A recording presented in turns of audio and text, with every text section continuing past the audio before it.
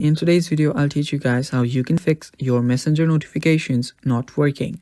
Now to fix that, what you'll need to do is just go to the settings first, and after you're on your settings, just scroll down.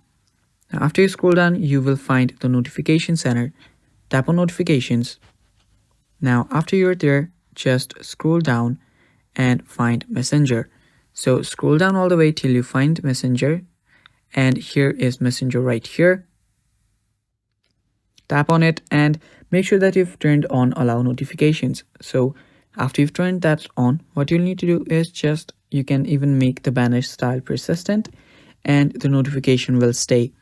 So after doing that, tap on show previews and you can tap on always. And after doing that, you can just go to notifications and go back to it, and again make sure that you've turned on your notification. Your notification should be working just fine. But if it does not work again, you will need to check your do not disturb mode. So just go to your control panel, and as you can see right here, my DND is turned on. So just turn this off, and after doing that, your Messenger notifications should be working just fine. So that is all for the video, guys. Thank you for watching. Stay tuned for more, and bye bye. Take care.